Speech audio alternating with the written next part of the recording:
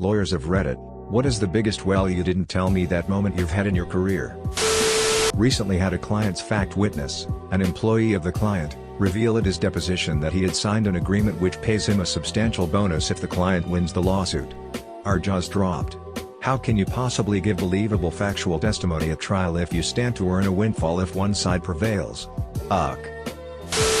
When defense counsel asked my personal injury client, a tall, 50-ish, leather vest-wearing biker, to describe the worst part of the neck injury he suffered when his motorcycle was hit by a car, he calmly replied, "The worst part? That I can't give oral sex, cunnilingus, as well as I used to." After a long pause, defense counsel asked him to repeat the answer. My client did. He wasn't faking. He seemed genuinely sad.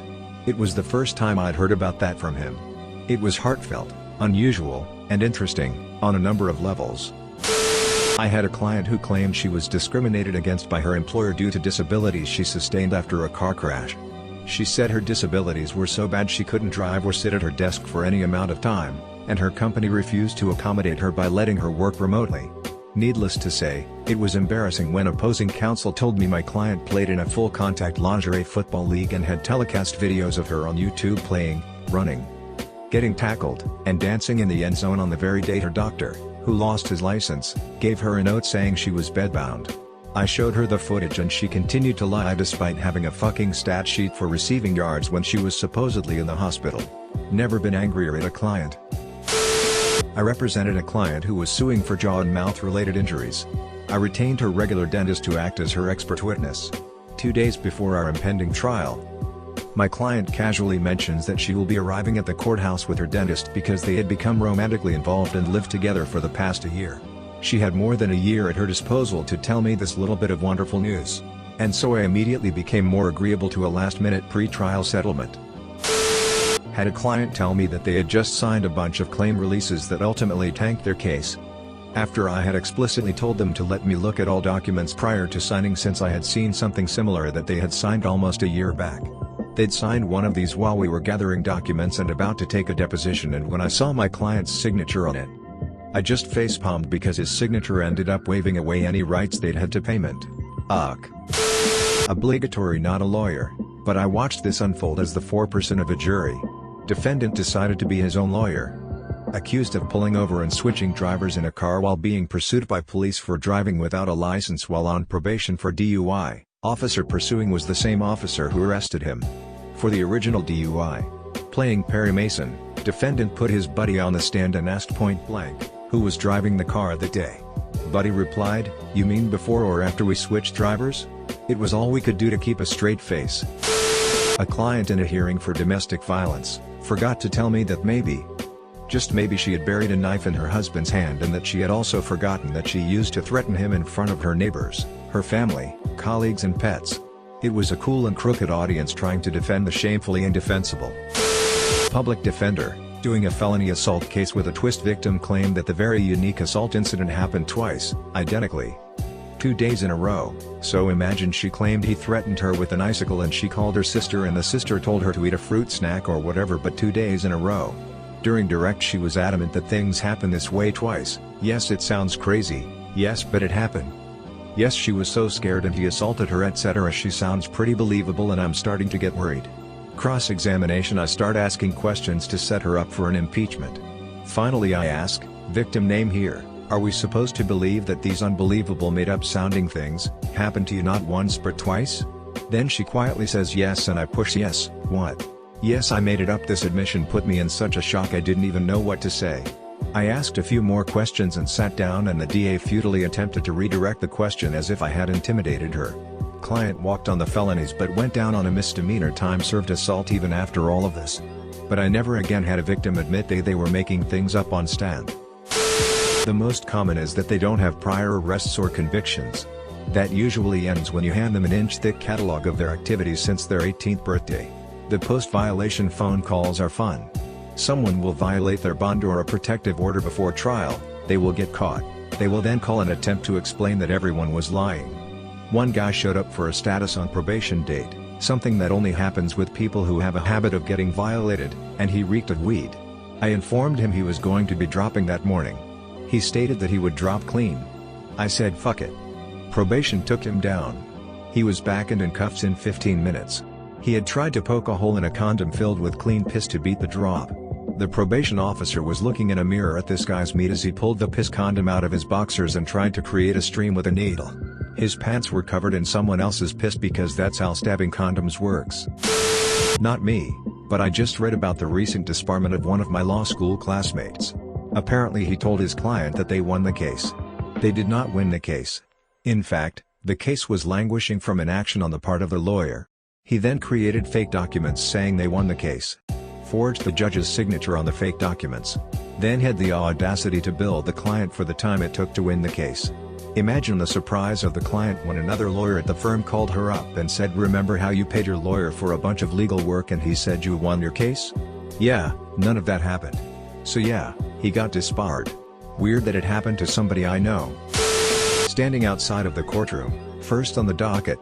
Matter is for a divorce order, after having to get substituted service because the other party was hiding out in another country. Client says to me, "Oh, I think I'm already divorced in country. I got some papers a month ago." Matter is called 30 seconds later. I explain to the judge that I've just been told this at the door. Judge gives me a look that is half piteous, half "Are you fucking kidding me?" Then reschedules the matter with instructions to confirm whether the client was divorced elsewhere. Turns out that they were. Client proceeded to leave a bad review because we couldn't get her a divorce order, despite the fact she was already divorced. Trial for misdemeanor criminal threats. This can be hard to prove and my client was adamant he did nothing. I had phone records some good video. It was a simple business relationship that soured and the alleged victim was terrible. Aggressive, liar, stealing from a charity she had been involved with. Sort of a public figure. My client was alleged to have made a threat to her in a hallway. Morning of trial, prosecutor gives me some late discovery. It is an audio of my client's voice. He left a voicemail wondering why the Vic had security at an event and asking, did someone threaten to shoot her in her MFing head? We listened to it in the hallway. He still wanted his trial. I did what I could, but yeah, that was a quick guilty. In family court I saw a woman not tell her brand new attorney that she kidnapped her son and took him to another country and that was the real reason they were in court. Judge handed custody straight to the father and her lawyer sat there stunned. I was representing a guy, the senior partner had told me to handle the case. Client told me an old lady he had befriended had lent him some money. Concerned about an upcoming surgery, she had told him that if anything happened to her, in other words, if she passed away, he must consider the money a gift. Her signature was on a document to this effect, dated about a week before the surgery. Her estate was suing to get the money back. He said nah, it was a gift. I subpoenaed her medical records but they were only given to me on the day of the trial. It turned out that the old lady had fallen, been rushed to hospital, had emergency surgery, and passed away thereafter. Edited to add, there was only one surgery. I subpoenaed the hospital records from the hospital. The plaintiff, the estate, didn't have them at any stage prior to that, so they were not discoverable. Our client's defense was that the money was a loan-turned-gift, but the plaintiff didn't know the background information that the client had given to me, about the old lady's worries. We knew the date and the type of surgery, the only thing we didn't know was that it was an emergency. My client's lie was the only cause of the surprise. I have posted this story here on Reddit before, but it really fits the question this time too. Ian Alba told to me by a friend who experienced this while doing her internship at the court. First of all, this is about Austrian law and I try to explain it as good as I can, but when it comes to legal terms my English sucks. Here in Austria, we have a rule in law which is called culpa and contrahendo, which simply means, when you are about to close a contract you do have some duties that you must not violate. So that even if the contract will not be finished but you do not obey these duties you are still liable for damages resulting out of this behavior. So here in Austria we have two different types of claims for damages. Ex contracto means from breaching of a contract and ex delicto means from breaking a law. So if you want to claim damages you must prove that the other person broke a contract or broke a law which resulted in damages for you. So for you to be able to claim ex contracto claims you have to have a contract or prove that the partner broke his culpa and contrahendo, shortened NCIC, duties leading to this contract. This for the theory of this case. The case, icy day here in Austria. A woman enters a shop, and slips on the stairs, hurting her ankle. There is no law that you have to permanently remove the ice from the entrance stairs though, so no ex delicto. But the access to the shop being without danger is one of the CIC duties of a business owner and therefore the woman sues the shop for her broken ankle. Please bear in mind, that the sums for claimable damages here in Austria are really low compared to the US, and she would have only gotten maybe $1,000 to $2,000 from it, depending on how long she has been in pain. Civil courts here in Austria have very much interest in solving these cases by getting an agreement among the parties. So the business owner, a clothes shop, offers her, Dantino, the exact amount, something along $500 in vouchers to settle all this. To this the woman just replies, "What should I do with these? I never buy anything at this shop anyways." And this was the exact moment she lost the case. She just said she never intended to buy anything there, so no possible contract, therefore no culpa and contrahendo for the shop owner. She left the courtroom with nothing but the bills for both lawyers. Subscribe for more Reddit content, hit the like button and share it with your friends. Thank you for listening.